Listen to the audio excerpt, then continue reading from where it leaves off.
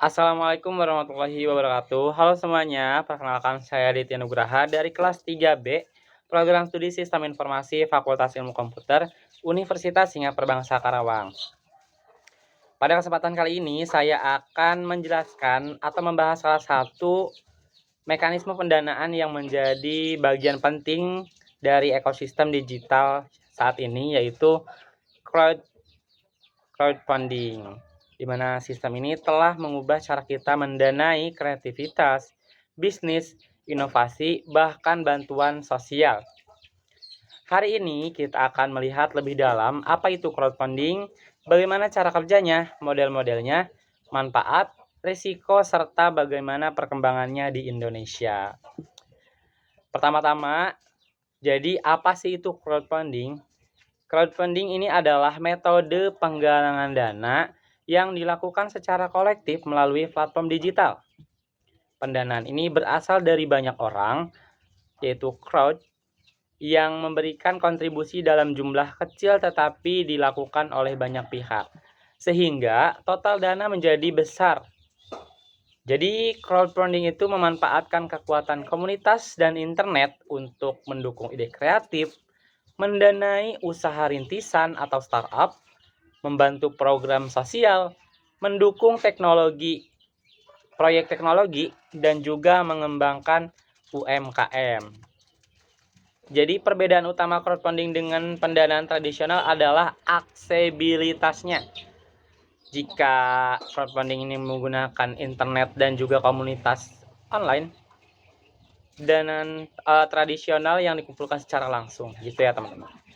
Tidak perlu proposal panjang ke bank, tidak perlu agunan, dan tidak perlu investor tunggal. Hanya membutuhkan ide yang menarik dan kemampuan yang membangun kepercayaan publik. Nah, latar belakang dan perkembangan crowdfunding yaitu crowdfunding mulai naik daun sekitar tahun 2010 melalui platform luar negeri seperti Kickstarter dan Indiegogo. Nah, model ini muncul karena dua alasan besar. Yang pertama, yaitu masyarakat ingin berpartisipasi secara langsung, tidak hanya dalam membeli produk, tetapi ikut membangun dan mendukung ide. Kemudian, yang kedua, yaitu banyaknya individu dan UMKM kesulitan yang mengakses modal. Perbankan yang syarat ketat seperti agunan, riwayat finansial, laporan keuangan stabil, dan lain sebagainya. Jadi crowdfunding ini hadir sebagai solusi demokratisasi pendanaan. Siapapun dapat mengajukan kampanye dan siapapun dapat berkontribusi. Lalu bagaimana sih cara kerja crowdfunding ini? Nah, secara umum alur kerja crowdfunding ini terdiri dari yang pertama yaitu penggagas atau kreator. Pasti teman-teman udah nggak asing kan mendengar kata kreator, di mana kreator ini membuat konsep proyek dan tujuan dana. Kemudian yang kedua yaitu platform, di mana platform ini menyediakan halaman kampanye, termasuk deskripsi, foto, video, dan target dana. Kemudian yang ketiga yaitu public atau backers, yaitu melihat kampanye dan memberikan dukungan berupa dana. Dan yang keempat yaitu jika target tercapai, dana akan disalurkan kepada penggagas. Kemudian penggagas harus memberikan laporan perkembangan dan memberikan imbalan sesuai jenis crowdfunding itu sendiri. Jadi mekanisme ini membuat proses pendanaan lebih transparan, cepat, dan juga kolaboratif. Kemudian ada jenis-jenis crowdfunding, teman-teman. Crowdfunding ini memiliki 4 kategori utama, di mana masing-masing jenis ini memiliki tujuan, resiko, dan konteks penggunaan yang berbeda-beda. Seperti yang pertama, yaitu tentang donation based crowdfunding. Ada yang tahu gak teman-teman itu apa? Jadi donation based crowdfunding ini adalah model yang paling sering digunakan untuk kegiatan sosial. Di sini orang berdonasi tanpa mengharapkan imbalan. Misalkan ketika kita melakukan bantuan bencana alam, kemudian biaya pengobatan, pembuatan fasilitas umum, bahkan kegiatan sosial dan juga pendidikan.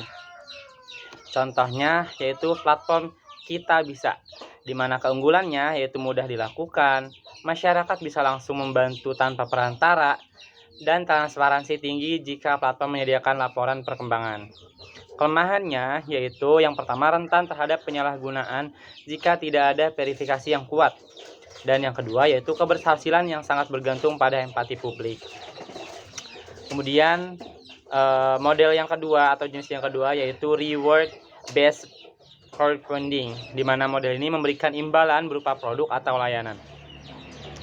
Misalkan yaitu startup teknologi yang mencari dana untuk membuat gadget, kemudian ada seniman yang menggalang dana untuk album, atau kreator yang membuat board game. Nah, imbalan ini bisa berupa produk final, merchandise, atau akses early bird gitu ya. Dimana keunggulannya cocok untuk pengembangan produk kreatif dan membangun komunitas yang penggunanya sejak awal.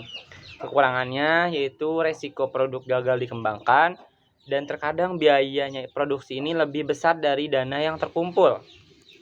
Itu menjadi tantangan ya teman-teman untuk model dari reward based crowdfunding ini. Kemudian ada model yang ketiga yaitu lending based crowdfunding atau P2P lending, di mana model ini menggunakan peminjaman dengan memberikan pinjaman secara langsung. Peminjaman membayar kembali dana yang dipinjam beserta bunga. Contoh platformnya seperti Investri, Modalku, atau Amarta. Serta di sini keunggulannya yaitu akses modal yang lebih mudah bagi UMKM. Investor bisa mendapatkan imbal hasil yang lebih tinggi, dan risikonya yaitu risiko gagal bayar dan perlu regulasi yang kuat untuk melindungi investor. Kemudian yang keempat yaitu ada equity based crowdfunding. Dengan model ini penggunaan memberikan dana dan diberi saham atau porsi kepemilikan perusahaan. Platform semacam ini sudah ada di Indonesia di bawah regulasi OJK melalui sekuritas crowdfunding.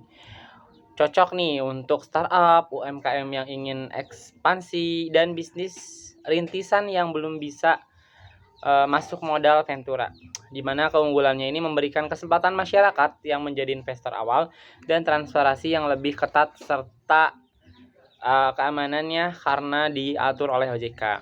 Kemudian kekurangannya itu resiko investasi tinggi dan butuh pemahaman bisnis yang lebih baik. Jadi manfaat crowdfunding itu apa sih? Manfaatnya yaitu mendorong inovasi, di mana banyak ide kreatif muncul setelah kita karena ada platform yang mau mendukung. Kemudian ada meningkatkan akses modal, di mana UMKM atau individu yang tidak memiliki akses ke bank dapat mendapatkan dana. Dan memvalidasi ide yang lebih cepat, di mana jika publik tertarik berarti proyek memiliki potensi besar untuk mendapatkan dana. Dan membangun komunitas. Jadi pendukung seringkali nih jadi salah satu pengguna setia atau pelanggan pertama. Dan transparansi yang lebih tinggi, di mana proyek ini dapat dipantau oleh masyarakat secara terbuka. Resiko crowdfunding. Nah, di mana resiko penipuan atau resiko yang resiko penipuan ya. Jika verifikasi lemah, kampanye palsu ini bisa muncul ya teman-teman. Kemudian ada ketidakpastian proyek. Tidak semua proyek itu bisa selesai seperti yang sudah dijanjikan. Juga risiko bagi investor. Untuk modal equity atau lending, kerugian ini dapat terjadi. Dan reputasi platform. Jika platform tidak aman, pendukung kurang percaya untuk berkontribusi. Dan permasalahan hukum. Beberapa model crowdfunding ini mungkin butuh pengawasan regulatif agar aman. Nah, untuk crowdfunding di Indonesia sendiri, Indonesia ini memiliki pertumbuhan crowdfunding yang sangat cepat. Seperti Indonesian Based Crowdfunding, Kita Bisa itu menjadikan platform donasi digital terbesar ya di Asia Tenggara.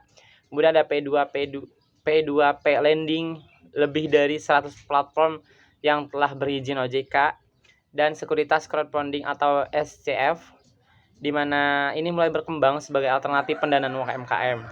Faktor yang mendukungnya ya karena penggunaan internet yang tinggi, perilaku masyarakat yang masih terbuka dengan pada pendanaan kolektif, dan regulasi pemerintah yang semakin jelas. Namun tantangannya tentu edukasi publik ya, masih perlu ditingkatkan, dan penipuan atau platform ilegal yang masih terjadi gitu. Nah, sebagai penutup, crowdfunding ini bukan hanyalah alat yang sebagai penggalangan dana saja, ia adalah pergerakan sosial, alat inovasi, dan mekanisme ekonomi yang memungkinkan masyarakat terlibat langsung dalam membuat ide bisnis, kreativitas, dan solidaritas.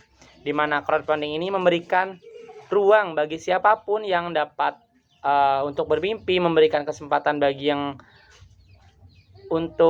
lain untuk membantu mewujudkan mimpi tersebut dengan potensi besar dan ekosistem digital yang terus berkembang, di mana crowdfunding ini akan menjadi salah satu pilar utama pendanaan di masa depan. Itulah yang dapat saya sampaikan. Terima kasih atas perhatiannya. Mohon maaf apabila ada salah kata. Terima kasih. Wassalamualaikum warahmatullahi wabarakatuh dan sampai jumpa.